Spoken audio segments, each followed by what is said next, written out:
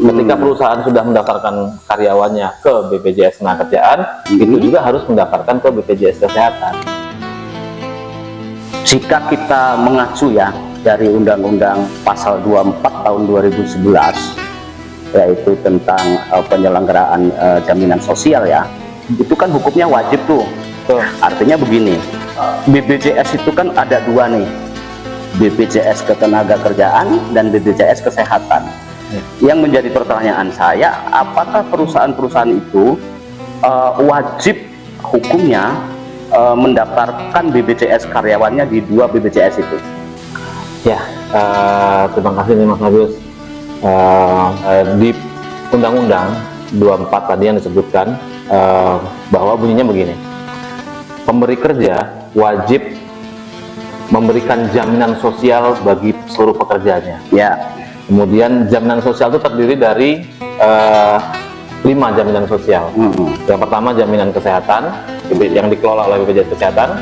Yang kedua jaminan kecelakaan kerja, jaminan kematian, jaminan hari tua, jaminan pensiun.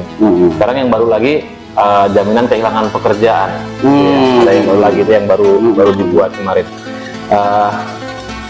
Seorang pemberi kerja itu ya wajib mendaftarkan ke 5, minimal 3 sih sebenarnya, tapi 5-5-nya sebenarnya wajib untuk diberikan jaminan sosial tadi, termasuk jaminan kesehatan.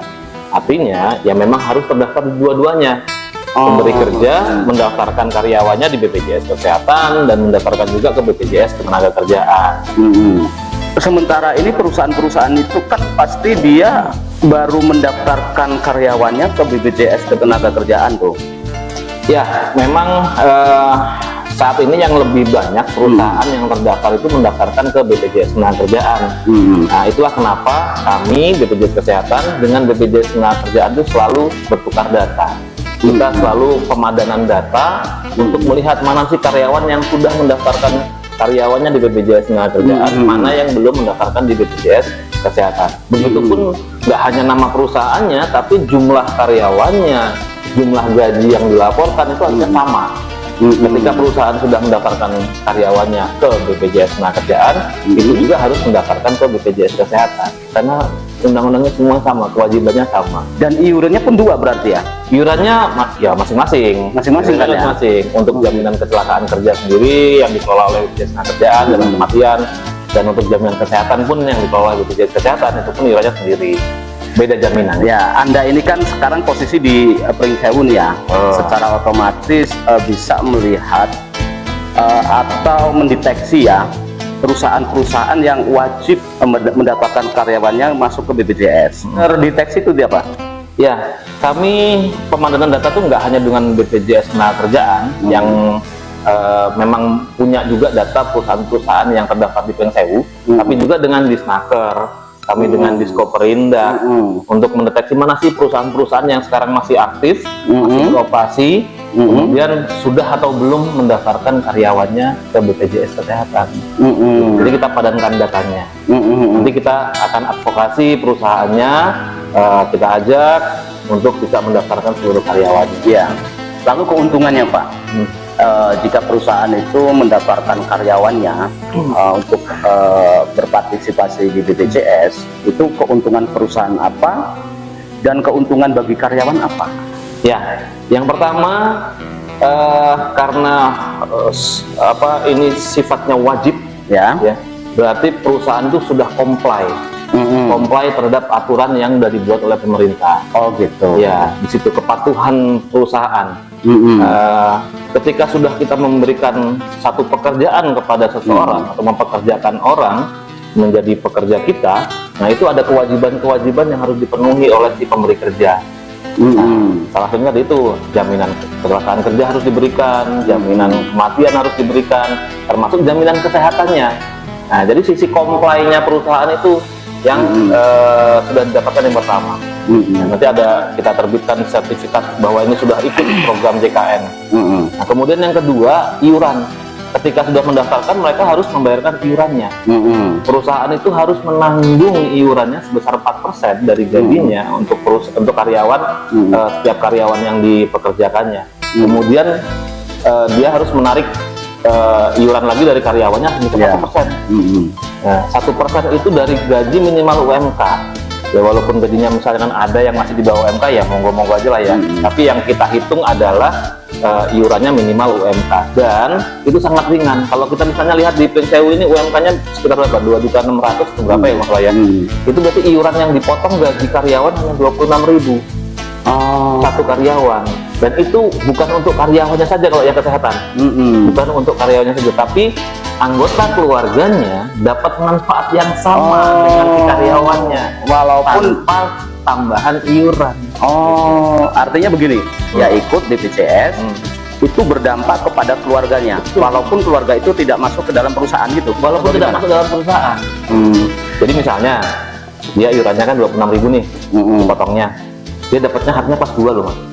Kelas 2 itu kalau yang mandiri itu iurannya 100.000 per orang, per orang ya, per jiwa. Jadi sangat lebih hemat kan? Hemat dia hanya dipotong 26.000 misalnya. Tapi lebih hemat lagi, anggota keluarganya nggak bayar iuran nih, gratis, dapat manfaat yang sama dengan pekerjaannya. Sampai dengan 3 orang anak, 1 pasangan, 3 orang anak dapat manfaat yang sama, haknya pun sama, kelas 2 juga minimal gitu. Nggak ada kelas 3. Lalu ini Pak, kita bicara kriteria ya, kriteria pelaku usaha. Kalau di Kabupaten Pringsewu itu banyak UMKM ya.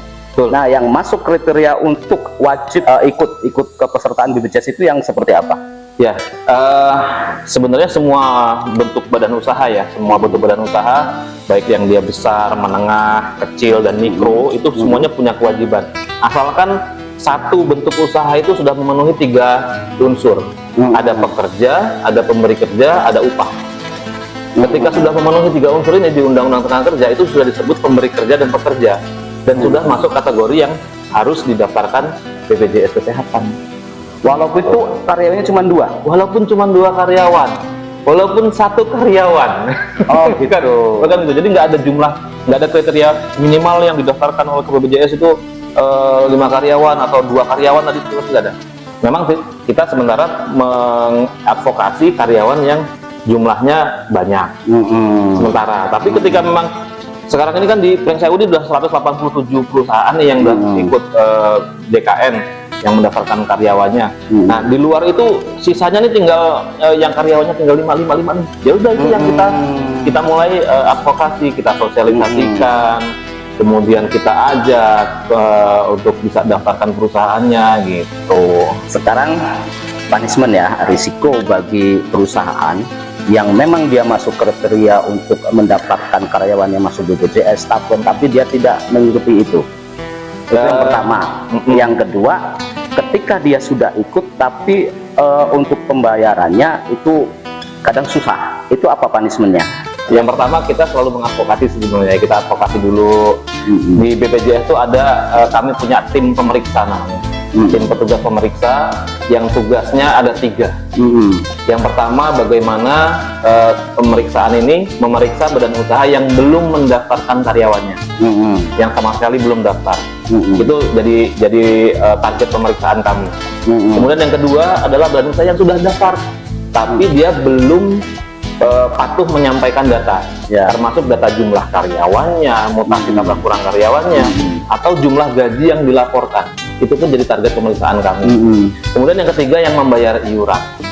Ketika sudah daftar, sudah patuh menyampaikan data tapi tidak bayar iuran, itu pun jadi target pemeriksaan kami. Tentunya tahapan-tahapan pemeriksaan itu sudah ada ketentuannya ya, misalnya kita kunjungan lapangan dulu, dan kita ada pendampingan dengan Disnaker.